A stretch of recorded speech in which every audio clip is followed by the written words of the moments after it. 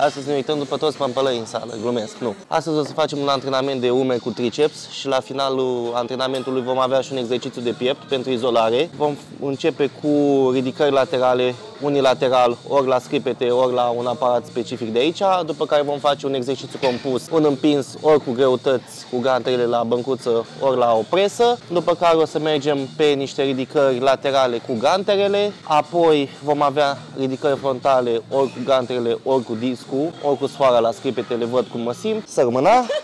După care vom face un exercițiu pentru deltoidul posterior, o să fie fluturările ori la aparat, ori cu gantelele. Apoi vom avea 3 exerciții pentru triceps și unul la final la piept, vedem. Fluturări ori cu gantelele la liber, ori la pec deck sau la un aparat specific de aici care imită fluturările cu gantelele. Sper să vă placă și sper să nu întâmpinăm probleme în decursul acestui antrenament, că sala este plină și să nu ne treacă nimeni prin față. Începem cu o mică încălzire. O să facem ceva cu niște gantele mai micuțe și cu niște discuri ca să încălzim bine articulația scapulo-humerală, că tot vă place să vorbesc în termeni academici. O să încălzim bine și articulația cotului, pentru că la împinsul la umeri deasupra capului simt un pic cotul și vreau să mă feresc de orice accidentare, după care o să începem antrenamentul propriu-zis. O să facem 10 rotiri de brațe spre înainte, 10 spre înapoi, 2 serii dintre acestea, după care o să vă arăt un exercițiu cu gantera, cu discul pe care îl prefer, pe care l-am învățat de la Edi.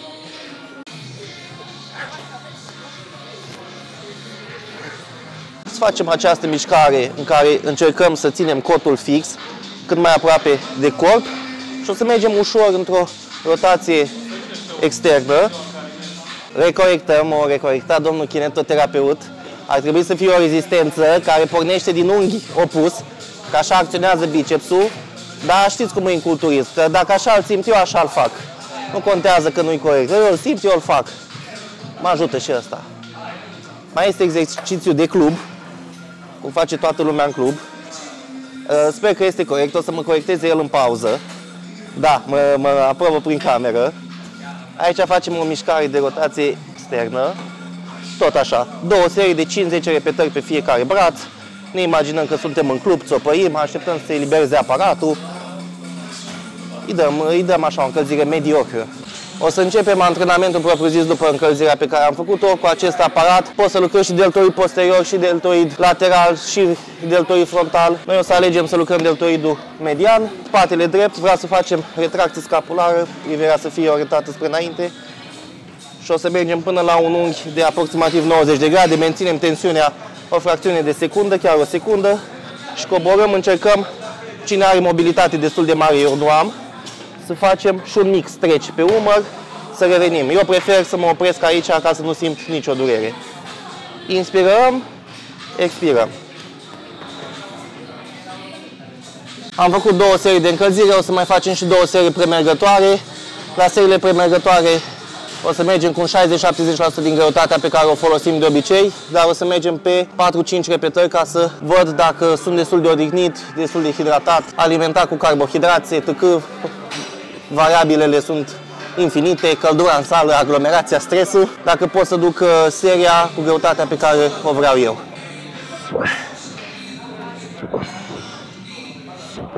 Good. O să facem prima serie de lucru, fiind primul exercițiu din antrenament și un exercițiu de izolare, mai ales că eu sunt deficitar pe deltoidul median. O să mergem pe 12-15 repetări prima serie de lucru dusă la pas failure, epuizare, cu repetări parțiale, iar a doua serie de lucru o să facem tip rest and pause, 8 repetări, pauză 15 secunde și apoi câte repetări ies până la epuizare totală.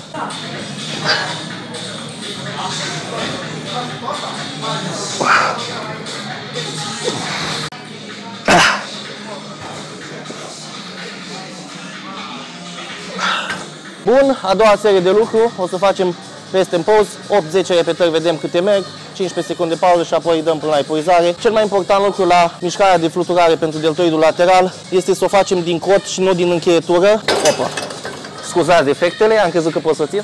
Nu vreau să avem încheietura mai sus decât cotul, toată mișcarea se realizează din braț, nu din antebraț.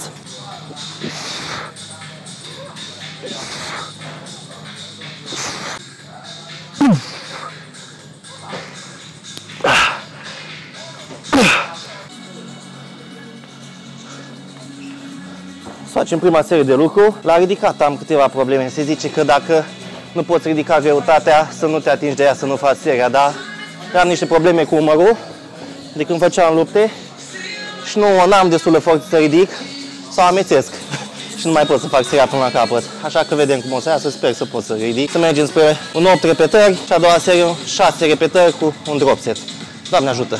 Le pun aici, la 2-3 și le ridici. Stai o secundă cu mine până le stabilizez.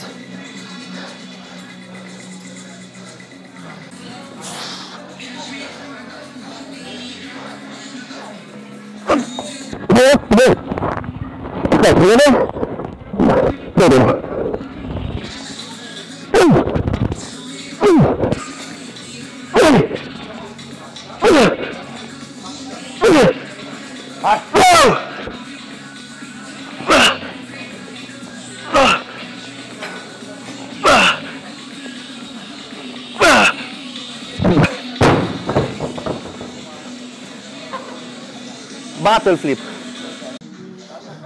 Bun, următorul exercițiu pentru umeri este deltoidul frontal. Mergem prin exercițiu de izolare. O să facem ridicări frontale cu sfoara la scăpete. Poziția ar trebui să arate în felul următor ca să ne fie mult mai ușor să executăm mișcarea. Genunchi ușor îndorit. Facem o mică flexie din bazin, ducem feserul în spate. Mișcarea se realizează din braț, nu din antebraț. Ducem cotul până la nivelul tâmplei și trebuie să fie fix mișcarea opusă exercițiului de piept, să nu stăm în retracție. De data asta stăm un pic în protracție ca să activăm, între ghilimele, deltoidul frontal, să-l implicăm cât mai mult, să fie cât mai bine solicitat. O să facem 12-15 repetări, 3 serii de lucru, fiind exercițiul de izolare, vreau să-l rup la maxim.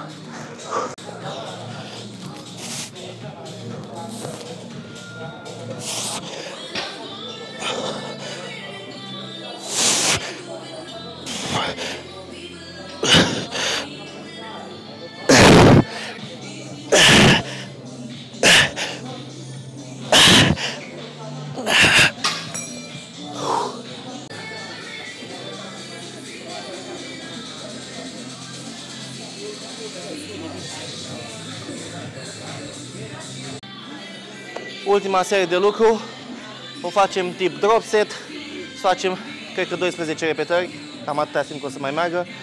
După o să scădem o placă, facem repetări la epuizare, încă o placă, repetări la epuizare.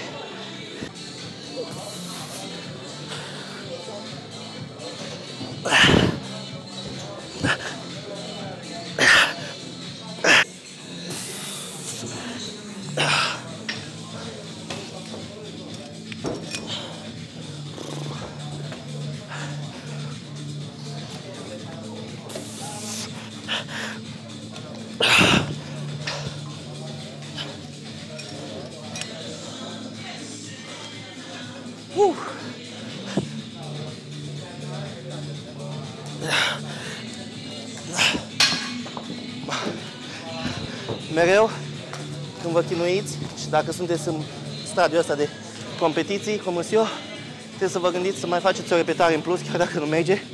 Poate altcineva o face și ia loc mai bun sau are formă mai bună. Următorul exercițiu vor fi ridicările laterale cu ganterele pentru deltoidul median. O să mergem direct pe 2 serii de lucru. De data asta, nu, chiar dacă este exercițiu de izolare, o să încerc să forțez un pic, să-i dau intensitatea mai mare. Pe gantere simt că pot să duc. Să mergem un 8-10 repetări, chiar dacă ultimele 2-3 o să fie furate, ca să duc cât mai multă tensiune, măcar pe partea negativă, pe deltoidul median.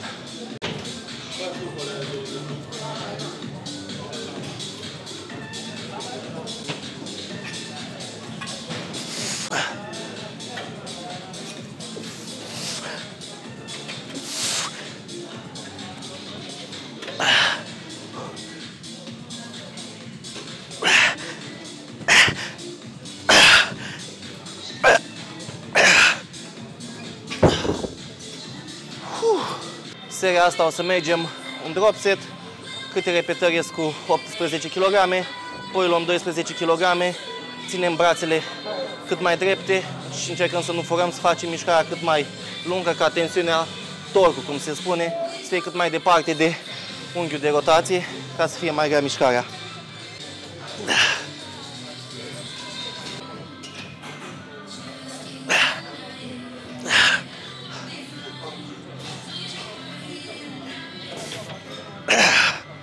Următorul exercițiu pentru antrenamentul de umeri sunt fluturările cu ganterele pentru deltoidul posterior din așezat. O mișcare foarte importantă aici.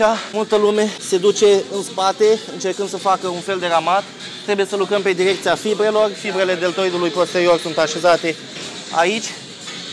Deci undeva aici ar trebui să lucrăm, fără să facem mișcare de protracție și retracție, ca să implicăm trapezul. Este ok dacă facem și mișcarea asta, dar ca să eficientizăm mai tare exercițiul, ar fi mai indicat să stăm în mișcare de protracție și doar din deltoidul posterior să lucrăm.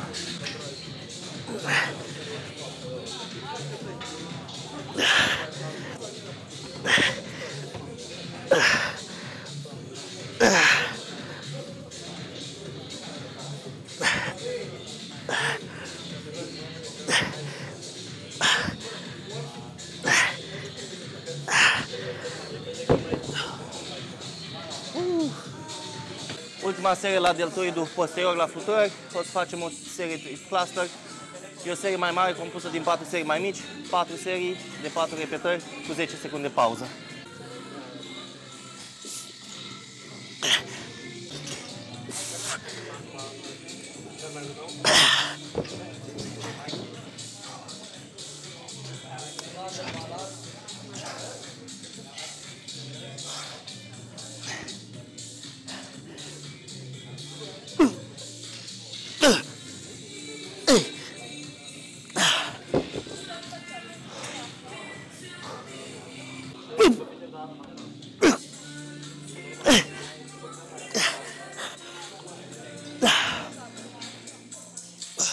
Primul exercițiu pentru triceps o să fie extensiile cu sfoara la scripete. O să facem o serie de încălzire, deși suntem încălziți.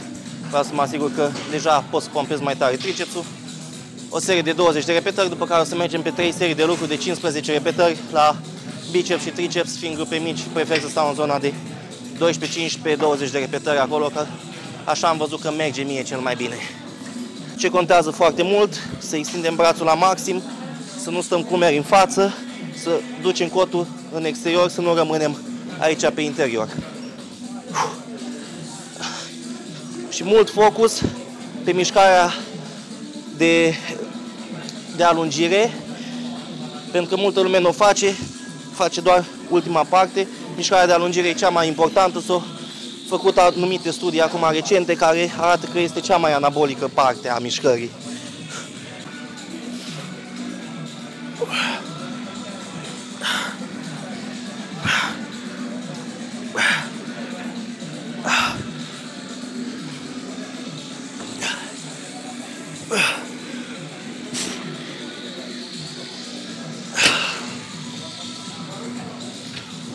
Mai avem două serii de lucru, a doua și a treia serie de lucru o să le facem cu metode de intensitate. Următorul exercițiu pentru triceps o să fie un push-down. Încercăm să mergem în jos, mișcarea să fie pe scripete de sus în jos, să nu fie o mică extensie, ca să fie un exercițiu compus în care lucrează două articulații, nu o articulație cum au fost extensiile ca exercițiu de izolare.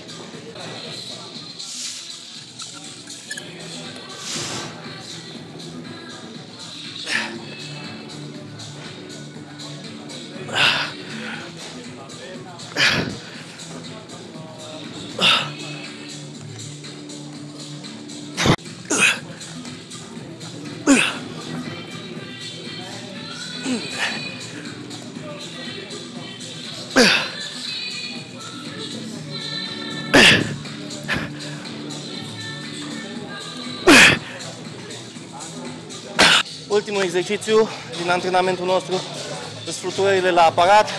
Aparatul acesta este foarte bun deoarece ne ancuiește el prin poziția lui. O să facem pentru partea superioară a pieptului, o să mergem doar pe o serie de lucru. Nu că pieptul este grupă bună, trebuie doar să mai aduc un pic de glicogen la finalul săptămânii. Scaunul cât mai jos, la fel, retracție, piept în față, arcuim un pic lombarul. Trebuie să ne gândim că ne unim coatele între ele, nu să mergem pumn în pumn sau încheietură în încheietură cum merg majoritatea. Vedem 2-3 repetări dacă am poziționat bine scaunul și apoi începem seria de lucru. Un pic mai jos. O idee.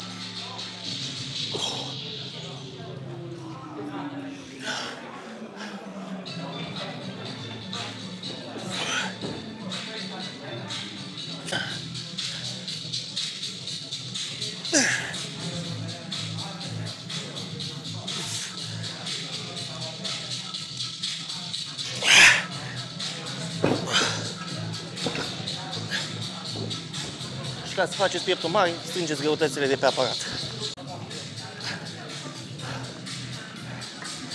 Și acum vă asigur că v-a mai crescut pieptul cu 2 cm. Nu că ați făcut asta, datorită că ați dus greutățile pe rastel.